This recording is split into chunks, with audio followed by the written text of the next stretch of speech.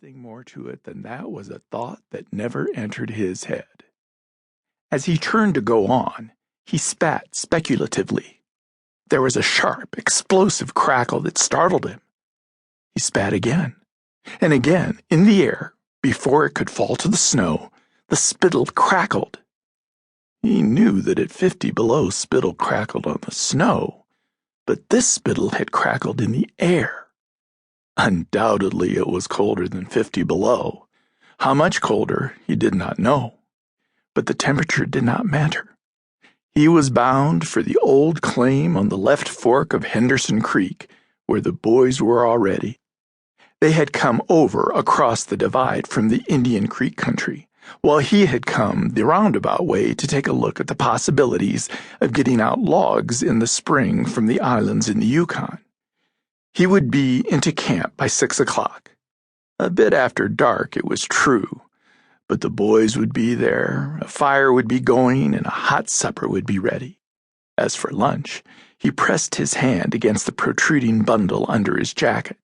It was also under his shirt, wrapped up in a handkerchief and lying against the naked skin. It was the only way to keep the biscuits from freezing.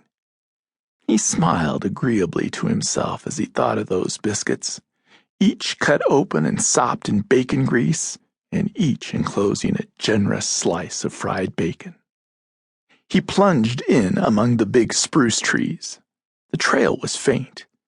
A foot of snow had fallen since the last sled had passed over, and he was glad he was without a sled, traveling light. In fact, he carried nothing but the lunch wrapped in the handkerchief. He was surprised, however, at the cold. It certainly was cold, he concluded, as he rubbed his numbed nose and cheekbones with his mittened hand. He was a warm-whiskered man, but the hair on his face did not protect the high cheekbones and the eager nose that thrust itself aggressively into the frosty air. At the man's heels trotted a dog, a big native husky, the proper wolf dog, gray-coated and without any visible or temperamental difference from its brother, the wild wolf. The animal was depressed by the tremendous cold. It knew that it was no time for traveling.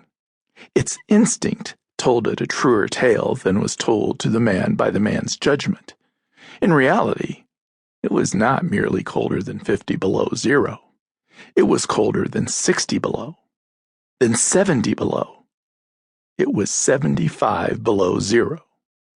Since the freezing point is 32 above zero, it meant that 107 degrees of frost obtained. The dog did not know anything about thermometers.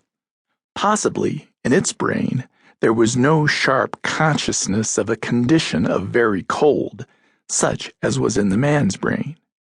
But the brute had its instinct.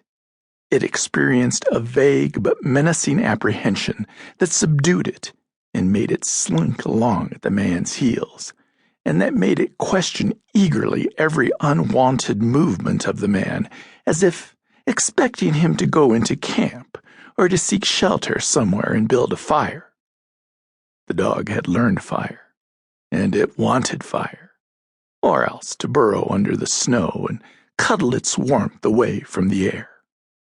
The frozen moisture of its breathing had settled on its fur in a fine powder of frost, and especially were its jowls, muzzle, and eyelashes whitened by its crystalled breath. The man's red beard and mustache were likewise frosted, but more solidly, the deposit taking the form of ice and increasing with every warm, moist breath he exhaled.